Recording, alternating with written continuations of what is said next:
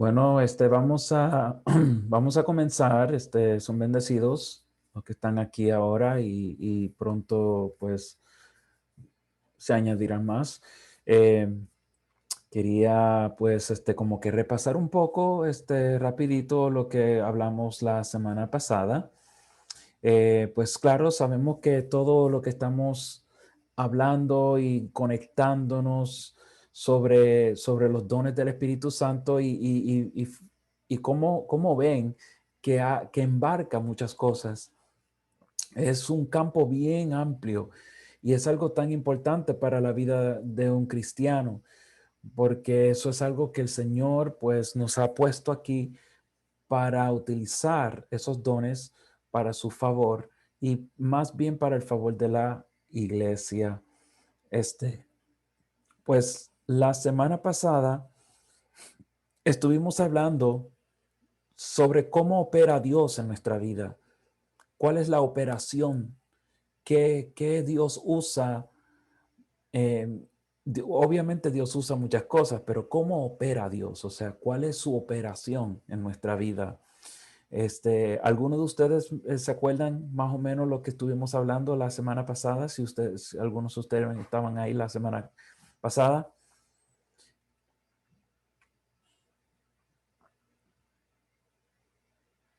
¿Nadie se acuerda?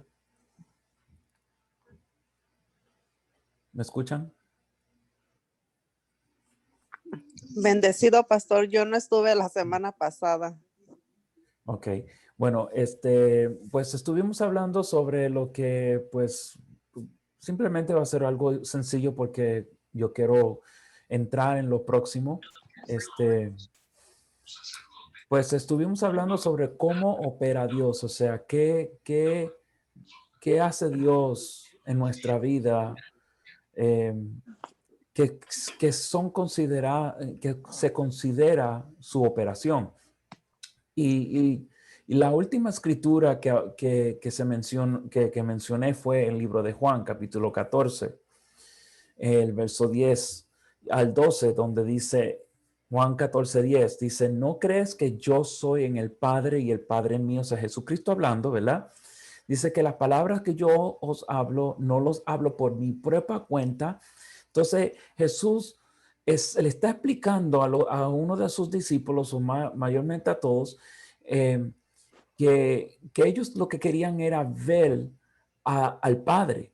Entonces querían como que visualizar al Padre, cómo es el Padre. Entonces Jesucristo le estaba indicando que para ver el Padre hay que ver sus obras. Entonces él dice, las palabras que yo hablo no las hablo por mi propia cuenta, sino que el Padre que mora en mí, o sea, Dios, Jesucristo hablando que el Padre, Dios, que obra en él hace las obras. Entonces, Dios opera a través del ser humano, a través de nosotros. Eh, Dios opera en lo sobrenatural, porque Él es Dios y Dios puede hacer muchas cosas, pero tenemos que también tener cuenta esto. La palabra nos habla de que cuando el hombre pecó, pues como quien dice, rindió sus derechos. O sea, se rindió todos los derechos a el enemigo Satanás. Entonces, quitando ese abismo, esa oportunidad que Dios quería darle al hombre, pues el hombre decidió darle la espalda a Dios. Entonces, Dios es un Dios de ley establecida por sí mismo, por su palabra, por su propia palabra. O sea, lo que significa es que Dios, cuando dice algo, pues él tiene que cumplir lo que él dice, no puede ir en contra de su propia palabra. Entonces, para él poder trabajar y hacer muchas cosas que Dios siempre ha deseado desde un principio para el hombre, tiene que obrar a través del hombre. Entonces, él comenzó a obrar a través de la sangre de Jesús, a través de la justicia de Jesús, a través de la crucifixión de Jesús, a través de lo que Jesucristo hizo aquí en la tierra. Dios obró en él para que tú y yo podamos utilizar esas mismas obras que Dios hace y que hizo a través de nosotros. Entonces, ahí quedamos con lo que Dios lo que Dios hace en nuestra vida como Padre, como un Dios de amor, como Dios de paz. Todas estas cosas Él obra a través del hombre. Entonces, por eso es que, pues es que los dones funcionan tremendamente porque Él necesita un vaso para obrar. ¿Ves? Entonces los dones no pueden funcionar así por sí sola. El don de profecía no funciona sola. Necesita una boca, necesita un vaso para hablar, para declarar. Entonces necesita a una persona dispuesta para decir o declarar. ¿Ok? Entonces, eso es lo que estuvimos hablando la semana pasada.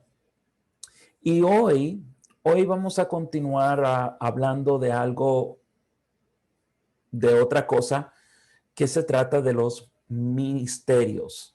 Ministerios, pero en una forma bien amplia, bien tremenda. Entonces, vamos a hablar de lo que es los ministerios. Hay varias preguntas que normalmente se hace, ¿verdad? Pues, primero, ¿qué es un ministerio?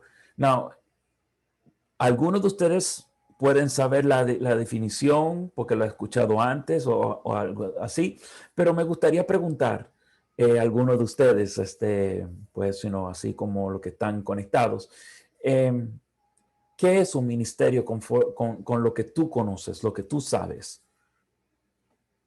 ¿Alguien me puede explicar?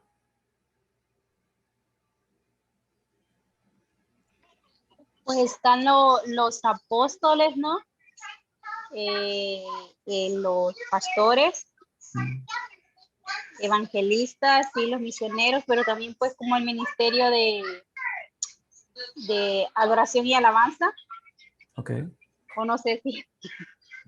Sí, no, está bien, eso es conforme a lo que tú conoces, o sea, porque vamos a amplificar lo que son ministerios, o sea, que es un Ajá, ministerio realmente. ajá. ¿Ok? ¿Alguien más puede elaborar?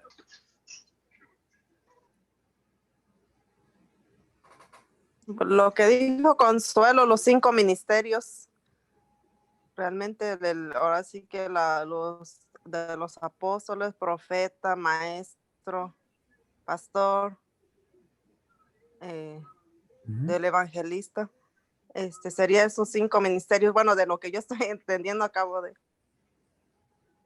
Ok. Sí, también Bueno, me faltó maestro, pero no sé. ok. Pastor, bueno, pregunta, voy a preguntar porque yo también estoy como que confundida. Eso no son pues la palabra lo llama los 5 como llamados, ¿sí? O sea, Ajá. la pregunta mía es si el ministerio es igual al llamado o el ministerio es una cosa diferente y el llamado es otra cosa diferente, o es que tienen los mismos nombres, pero es lo mismo.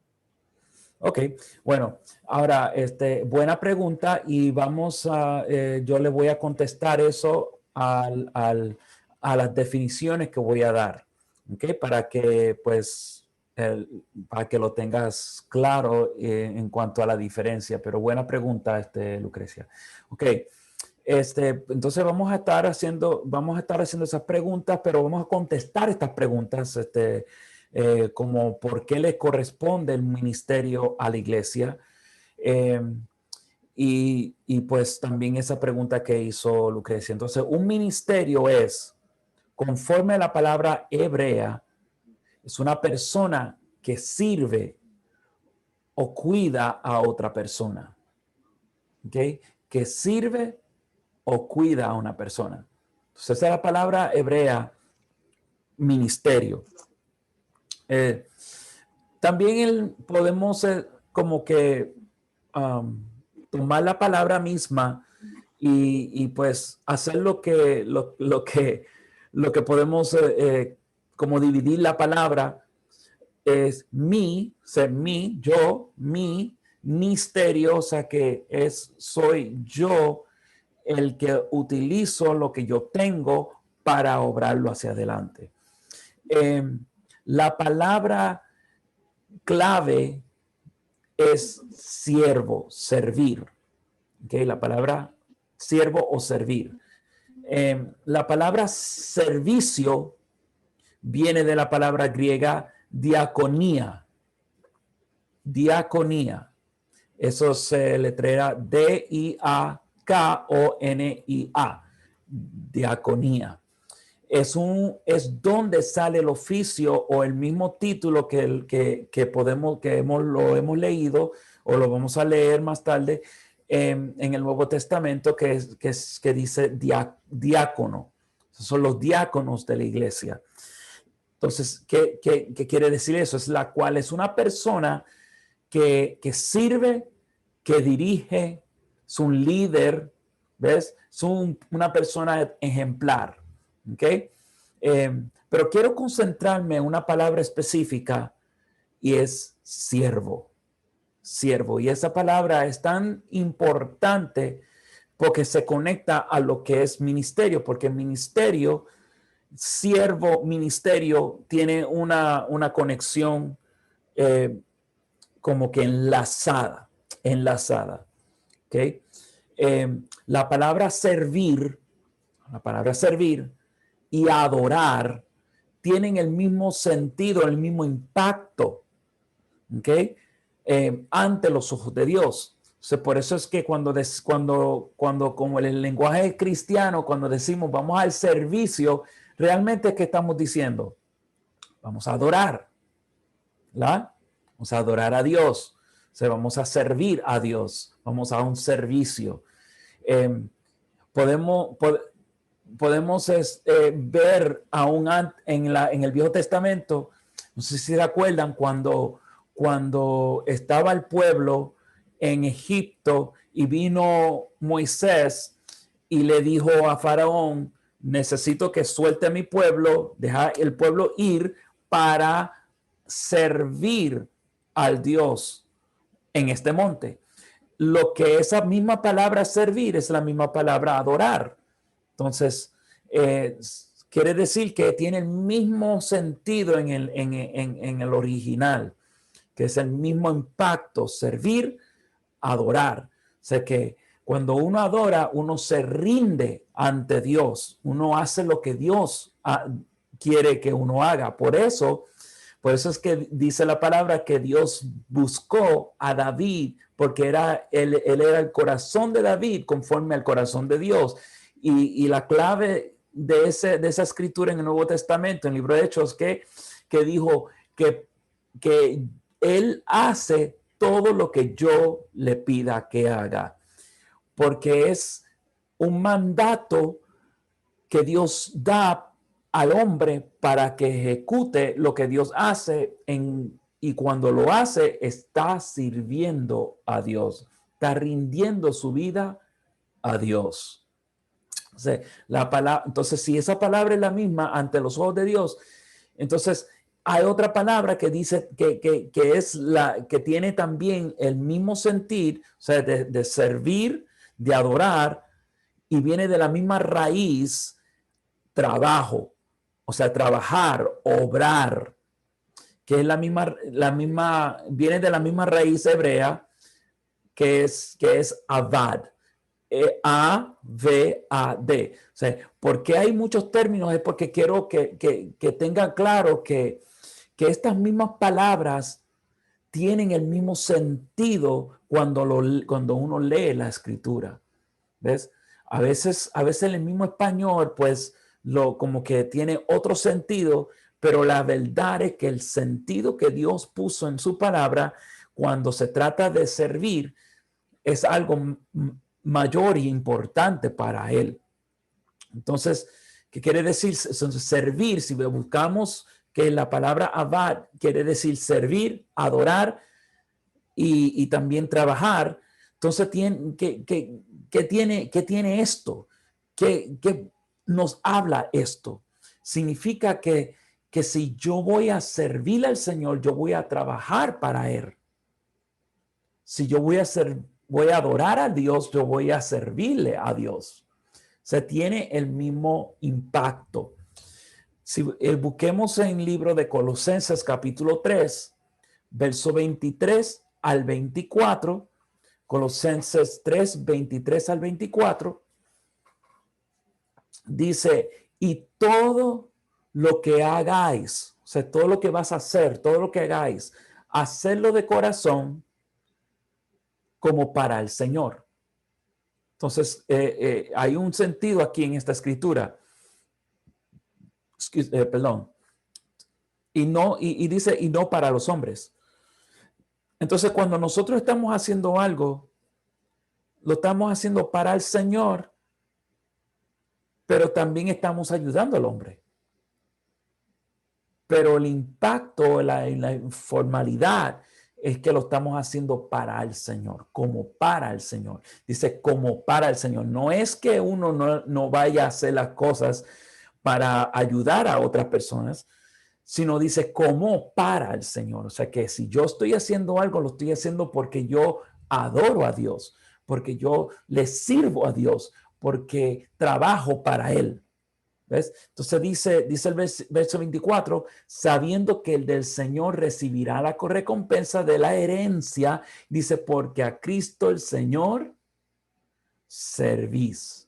O sea que ¿a quién estamos acudiendo al trabajo? ¿A quién estamos poniendo el mando bajo todas las cosas? Es a Cristo. Entonces, para elaborar un poco cuál es la diferencia entre lo que es un ministerio y el llamado, acuérdense que el ministerio es la función de lo que es. O sea, si un ministerio es la adoración, alabanza, pues es la función de lo que es adorar a Dios. O sea, el ministerio de adoración es que yo estoy haciendo una función dentro de la adoración. O sea, que mi ministerio es servir, significa que yo tengo una función dentro de lo que Dios ha puesto en mi vida. El llamado de Dios es algo tan específico y igual tiene también un enlace con lo que es el ministerio. ¿Ves? Porque el ministerio es lo que Jesucristo pone en la iglesia. El llamado de Dios es lo que es el título o es lo que es el núcleo de todo completo. Si yo tengo un llamado, un ejemplo, si a mí me llama, si Dios viene y dice, ok, Eric, te estoy llamando para que hagas esto. Entonces me dice, Dios me llama para ser profeta, un ejemplo. Eric, yo quiero que tú seas profeta. Entonces, el ministerio es que yo voy a usar ese llamado para ayudar a levantar un equipo de personas y funcionar bajo el llamado que Dios puso en mi vida. ¿Ves? Si yo soy maestro, Dios me llamó para ser maestro, ¿cuál sería el ministerio? Un ministerio sería una escuela, pero el llamado es maestro. Porque Dios me llamó para ser maestro, para enseñar. Entonces, si yo no tengo una escuela, si yo no enseño a las personas, entonces el llamado simple sigue siendo llamado, pero no hay una función, no está funcionando. Para funcionar tiene que ser que yo utilice las herramientas, todas las cosas que yo necesito para enseñar. Entonces necesito alumnos, necesito personas alrededor, necesito cosas para poder yo enseñar o cualquier cualquier cosa que yo pueda tener en mi mano para utilizarla para poder enseñar, ¿ok? Entonces, esa es la diferencia. Cuando Dios hizo al hombre, cuando Dios creó al hombre, Dios creó al hombre y la mujer dentro de uno. O sea, que Dios hizo al hombre completamente en una pieza. O sea, Dios dijo, hagamos al hombre a nuestra imagen y semejanza. Lo hizo, ¿verdad? Entonces, ¿qué pasa? Que cuando el hombre, de por mucho tiempo que estuvo aquí en la tierra, Dios de pronto vio que el hombre iba a estar estancado, pues no iba a seguir hacia adelante porque ¿con quién iba a contar? Solamente era el hombre y Dios. Pero Dios dijo, espérate, todo lo que yo hice es bueno y cuando hizo el hombre era buenísimo, pero hasta que cuando él entendió, dijo, espérate, el hombre no puede estar solo. Entonces no es bueno el hombre que esté solo. Entonces Dios buscó una ayuda idónea. Entonces, no estamos hablando solamente de matrimonio, sino también estamos hablando de gente, de vidas. Entonces, para tú poder tener una función efectiva, vamos a decir, si como nosotros fuimos creados para hacer algo efectivo, fructificar, hacer cosas grandes aquí en la tierra, entonces para eso necesitamos conexión con personas. Entonces Dios nos llamó para servir, porque al servir, estamos siendo vasos útiles para ayudar a la creación que Dios puso aquí en la tierra, para que todo fluya, para que todo fluya. Entonces, mira lo que dice Deuteronomio 10, 12 al 13. Deuteronomio 10, 12 al 13 dice, ahora pues Israel, o sea, hablando a Israel, ¿verdad? ¿Qué pide Jehová tu Dios de ti? O sea, fíjense, mira la pregunta que está haciendo aquí. Es bien importante. Dice, ¿qué pide Dios de ti? O sea, que qué es lo que Dios solamente, o sea, Dios te pide algo. Dios quiere que tú seas útil para Él. Entonces Él está diciendo, ¿qué pide de ti? O sea, si hay algo que Dios desea de nuestra vida, es esto que dice esta escritura. Dice, que temas a Jehová. O sea, que temas a Dios, ¿ok? Entonces dice que andes en todos sus caminos. 2, ¿verdad? Y que lo ames. 3. Pero mira lo que dice lo último aquí. Y sirvas a Jehová tu Dios con todo tu corazón. Entonces el contorno de esto y todo lo que Dios está diciendo en esto es que Dios lo que está pidiendo de ti es que tengas temor de Él, que andes en su camino, que lo ames, pero también dice que le sirvas. Sé que lo sirvas, que hagas algo, que seas útil para Él. Y verso 13 dice que guardes los mandamientos de Jehová y sus estatutos que yo te prescribo hoy. Entonces, mira cómo termina, para que tengas prosperidad. Eso significa que al servir a Dios entra prosperidad. Tú eres próspero porque la prosperidad viene cuando le estás sirviendo a Dios. Aleluya. Entonces, Cristo vino con esa misma actitud, con esa misma esencia, pero hay algo bien importante, bien tremendo y es algo que realmente me amplificó lo que yo entiendo de lo que Jesús vino a hacer en la tierra. Si buscamos a Filipenses 2, versos 7 al 8, Filipenses 2, 7 al 8, Aquí vamos a leer y aquí podemos como que sacarle la revelación, ¿verdad? La revelación de esta escritura. Filipenses 2:7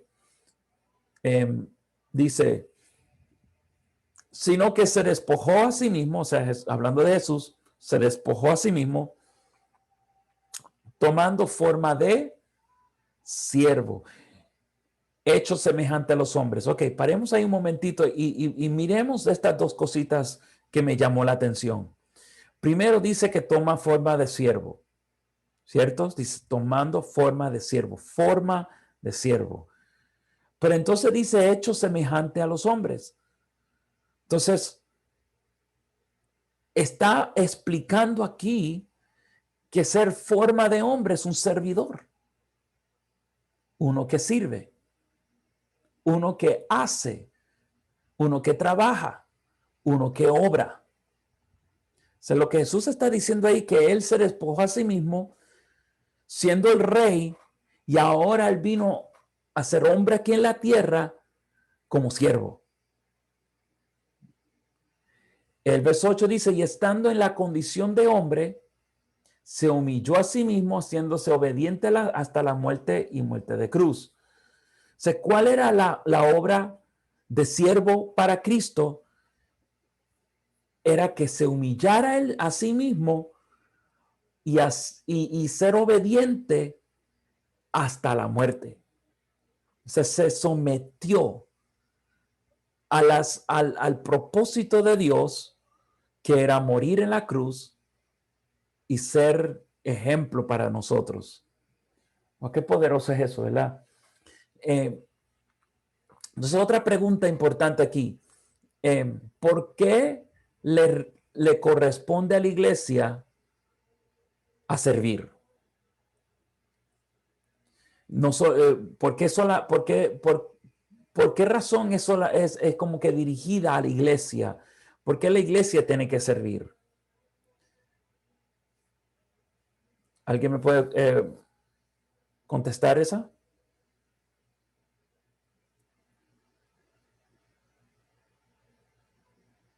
¿Nadie? Ok. Entonces, ¿por qué le corresponde a la iglesia servir? Porque fue Cristo quien nos dio la tarea de hacerlo. Si vemos en Efesios 4:11-13, que fue una de las escrituras mencionadas por algunos de ustedes ahorita cuando se hizo la pregunta, Efesios 4:11-13 dice, y él mismo, o sea, Jesucristo mismo, constituyó a unos apóstoles, a otros profetas, a otros evangelistas, a otros pastores y maestros, a fin de perfeccionar a los santos para la obra del ministerio. A fin de perfeccionar a los santos para la obra del ministerio. Entonces, ¿qué está diciendo aquí? O sea, que él constituyó, llamó para la obra del ministerio. ¿Viste la diferencia entre conexión? Y igual tiene su sentido, porque Dios nos llama, pero es para obrar en el ministerio, para obrar en algo que es servir. O sea, si lo ponemos en el término de servicio, podemos decir que él mismo constituyó a unos apóstoles, profetas, evangelistas, pastores y maestros a fin de perfeccionar a los santos para la obra de servir. ¿Ves?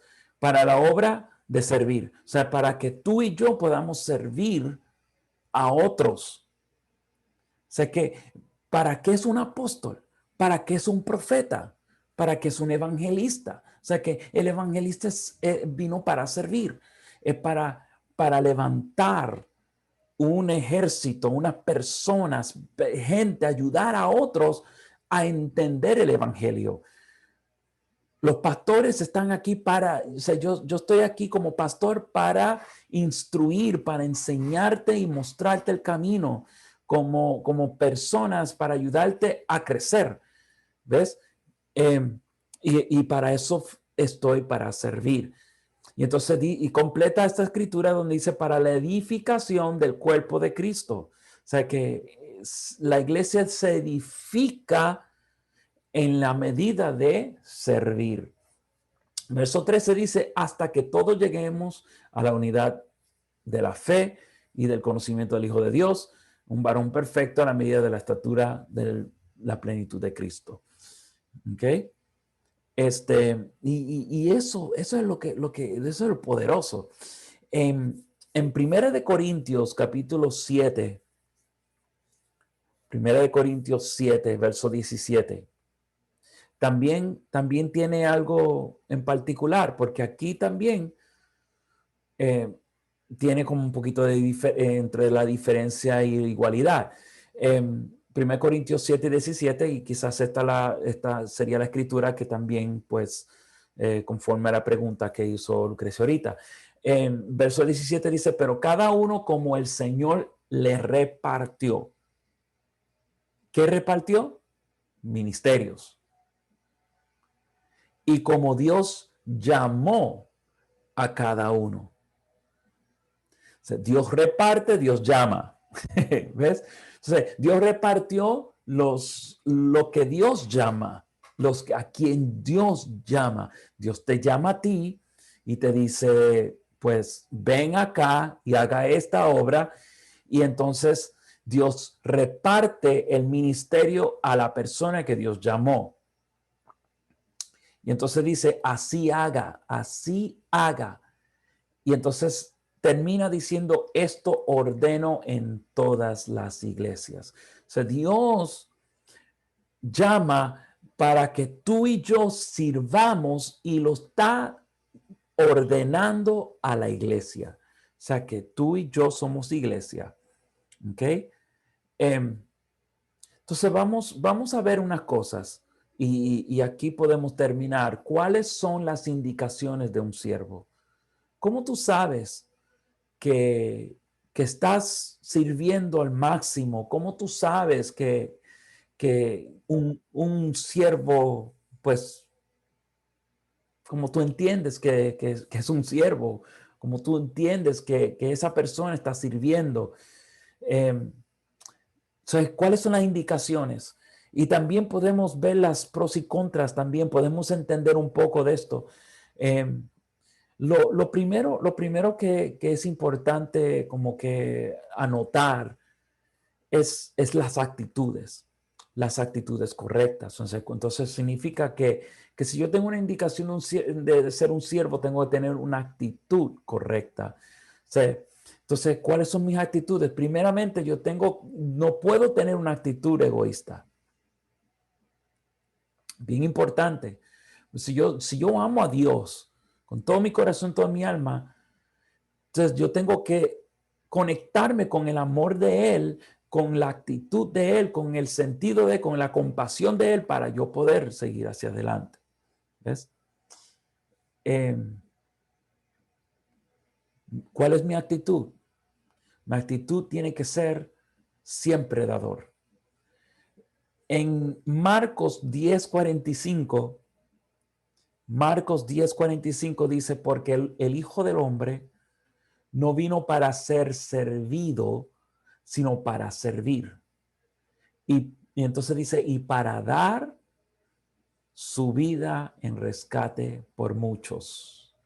¿Ok? Para dar su vida en rescate por muchos. Entonces,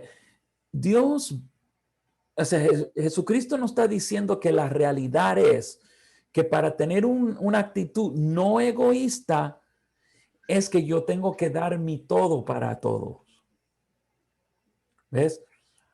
Tengo que dar el 100% de mi vida. Porque así mismo que yo estoy dando mi vida para otros, Dios mismo me prospera. ¿Ves? Dios constituyó la iglesia como cabeza, no como cola. Entonces, yo como cabeza tengo que mantenerme siempre al tanto de todo, tengo que seguir hacia adelante, tengo que buscar lo mejor, tengo que estar así.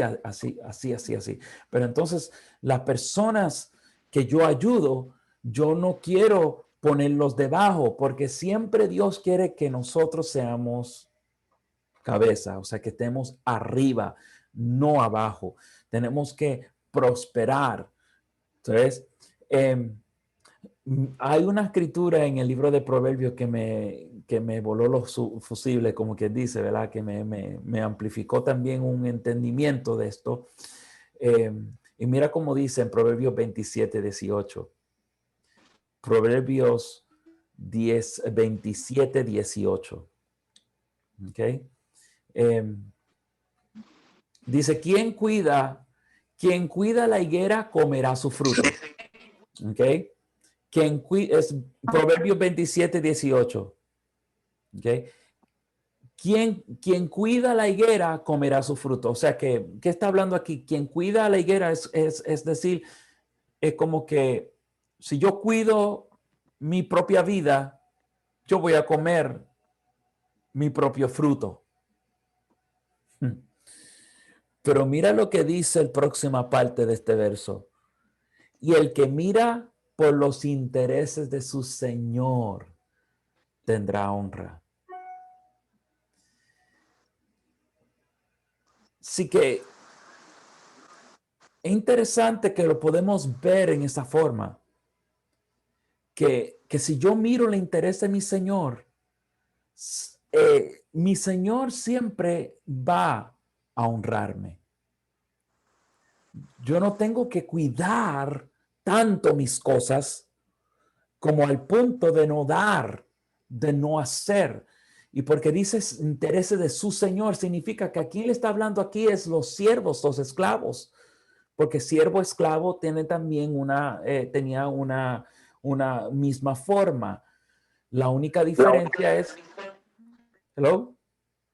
O sea, la única diferencia entre esclavitud o un esclavo y un siervo es que el esclavo pues estaba obligado a hacer las cosas y un siervo está en el derecho de hacerlo. O sea, lo tiene revelado, lo puede hacer con todo corazón.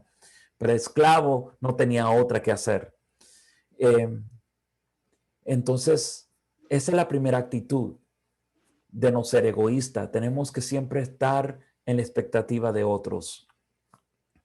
Si tú haces eso, tu vida va a prosperar. ¿Ves? ¿Qué problema tienen muchas las iglesias o muchos miembros de la iglesia, perdón, vamos a decir?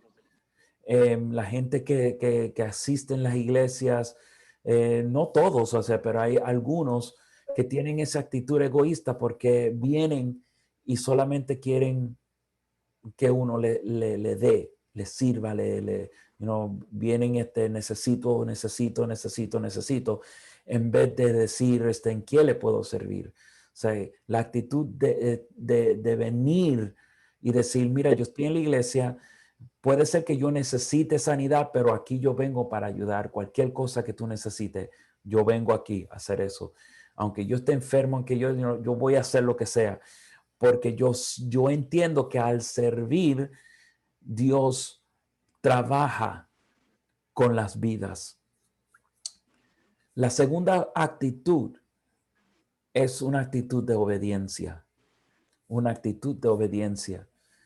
Y mirándolo en el libro de Efesios capítulo 6, verso 5, Efesios 6, verso 5, comienza diciendo, dice, siervos, hablando a los siervos, obedecer a vuestros amos terrenales con temor y temblor. Entonces aquí, obviamente, pues claro, en ese tiempo, pues todavía estaba, aunque hay otros, hay otros por ahí en otros países que todavía hay siervos que sirven a un hogar, a una persona específica, ¿verdad? Y entonces aquí se está hablando de los siervos, obedecer a vuestros amos terrenales con temor y temblor. Pero si podemos verlo también en la manera actual como nosotros, aquí común, pues ¿quién serían nuestros señores? O sea, ¿quién serían nuestros amos? Sería el patrón, sea la persona con quien estamos trabajando en un trabajo secular o cualquiera, o un líder, ¿ves? Y aquí está hablando de eso, pero entonces termina diciendo con sencillez de vuestro corazón, como a Cristo. O sea, obedecer, pero el obedecer tenemos que tener un corazón sencillo, porque si nuestro corazón está en esa sencillez, se nos dificulta para poder mantener esa parte. ¿Ok? Entonces, la tercera actitud es una actitud agradecida. Ay, Lalo, te va a regañar tu papá. Déjame ponerte en mute aquí. Entonces, es interesante que cuando somos agradecidos, damos de todo. Le damos de todo. O sea, no hay otra cosa que podemos hacer en nuestra vida. O sea, podemos hacerlo con todo corazón porque estamos agradecidos. O sea, que cuando una persona es agradecida, realmente hace todo para otros. Porque lo que tú recibes, tú das. ¿Ves? En el verso 6 de este mismo Efesios, dice, no sirviendo al ojo como los que quieren agradar a los hombres, sino como siervos de Cristo, de corazón, y dice, haciendo la voluntad de Dios. Entonces, yo no vengo a agradar al hombre, pero yo vengo a agradar a Dios porque estoy agradecido por lo que Dios hizo en mi vida. ¿Ves? Entonces, si yo voy y hago las cosas para el Señor, como para el Señor, pues todo lo que yo hago para el hombre, yo entiendo que lo estoy haciendo igual como Dios lo hubiera hecho aquí en esta tierra, porque es voluntad de Dios. ¿Ok? Lo último está en el verso 7. Y esta parte es algo que muchas veces destaca la diferencia entre un siervo y una persona que básicamente pues lo hace porque le mandaron a hacer. En otras palabras, es como cuando una persona siempre está detrás diciéndole, mira, haz esto, haz esto, haz esto. Ok, yo lo voy a hacer. Ok, lo hago. Como cuando nosotros, cuando éramos chiquitos, que nuestro mamá o papá nos dijeran, mira, bota la basura. Y no salía de corazón. No lo hacía como para hacerlo, sino lo tengo que hacer. Estoy obligado a hacerlo. Como la gente que dicen, pues me toca ir a la iglesia. Porque no es una actitud voluntario, no es una actitud de corazón. Yo lo hago porque lo necesito hacer, porque es importante hacerlo, porque yo quiero hacerlo. En el verso 7 dice, sirviendo de buena voluntad. Dice, como al Señor y no a los hombres. O sea que si nos quitamos de vista a lo que a esa persona específica y dice, mira, pero esa persona me cae mal. Si lo estamos viendo para los hombres, nunca vas a hacer lo que Dios te pide hacer. Porque es así. Entonces, aquí está hablando de que tengo que servir de buena voluntad, o que es una buena voluntad, es un voluntario, o sea, lo tengo que hacer porque lo sé que cuando lo haga, Dios me va a recompensar. Y aquí dice, verso 8 adelante, dice, sabiendo que el bien que cada uno hiciere, ese recibirá del Señor. Y dice, sea siervo o sea libre. Y vosotros, entonces aquí está hablando del otro lado de la moneda. Amos, hacer con ellos lo mismo, dejando las amenazas, sabiendo que el Señor de ellos y vuestro está en los cielos y para que Él no hay acepción de personas. O sea, que sea amo, sea libre, sea lo que sea, pero todo lo que Dios ve es un servidor. Wow, poderoso es eso, ¿verdad? Y eso para mí es tan importante. que si tenemos revelado esto en nuestro corazón, podemos tener un ministerio efectivo, nuestro llamado aclarado en nuestra vida y siempre con la actitud de servir a otras vidas y a otras personas. Y eso es lo que el Señor quiere de nosotros. ¿Ves? Eso es lo que el Espíritu Santo desea de nuestra vida. Amén. ¿Se contestó las preguntas que tenían o tienen otras? No, pastor, ya entendí la pregunta. Pues la pregunta que hice ya quedó clara. Ay, qué bueno. Gracias. Okay. Sí. Amén, amén. Pues tremendo esto, hay otra escritura, pero eso es como que para abundar un poco más en esa escritura, nos vamos un poquito más, pero si hay algo que sea tremendo, es con lo que Jesús empezó a describir, lo que es un siervo. En Lucas 12, 45 al 48, pues sabemos que también pues Jesús pues también enseñó sobre servir a lo último, antes de él ser crucificado, él estuvo enseñando a sus discípulos algo, pero en esta escritura, en Lucas 12, 45 al 48, también es tremendo porque dice, mas si aquel siervo dijera en su corazón, mi señor tarda en venir, y comenzara a golpear a los criados y a las criadas y comer y beber y embriagarse. O sea, aquí está dirigiéndose al siervo. ¿Ok? Importante eso porque él no habló de otro tipo de persona, está hablando de siervo. Verso 46 dice, vendrá el Señor de aquel siervo en el día en que no espera y la hora que no sabe, y le castigará duramente y le pondrá con los infieles. Verso 47 dice, aquel siervo que conociendo la voluntad de su Señor. Que aquí es importante esto porque lo que Jesús está explicando aquí es que el siervo tiene que conocer la voluntad de su Señor. Está claro que para ser un siervo, tú tienes que tener un Señor y ese Señor tiene o sea, tú tienes que entender la voluntad de su Señor porque entonces no hay una conexión. Entonces tú no eres un siervo de esa persona.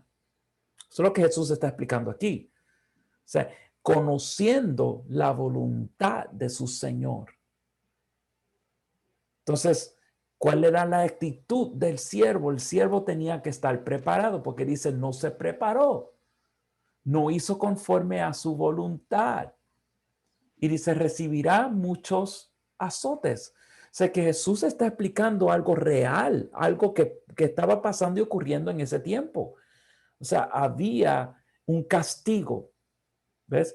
Pero entonces aquí, hablando de tanto importancia, aquel siervo, conociendo la voluntad de su Señor, no hizo lo que tenía que hacer.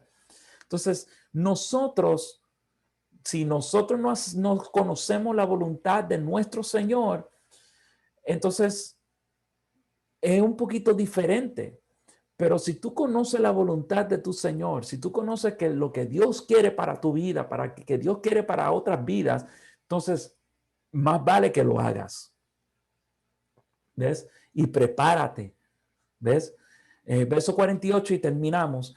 Mas el que sin conocerla, o sea, sin conocer qué, la voluntad,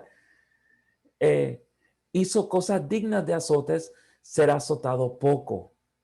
Porque a todo aquel a quien se haya dado mucho, mucho se le demandará. O sea, en otras palabras, la voluntad del Señor para tu vida es que utilice lo que Dios puso en tus manos, los talentos, los ministerios, el llamado a funcionar y servir, ¿ves? O sea, si tú no conoces tanto la voluntad, pues poco va a ser disciplinado. Pero si tú conoces toda la voluntad, entonces Dios va a demandar de ti mucho. ¿Ves? Y entonces dice, y al que mucho se le haya confiado, más se le pedirá. Amén.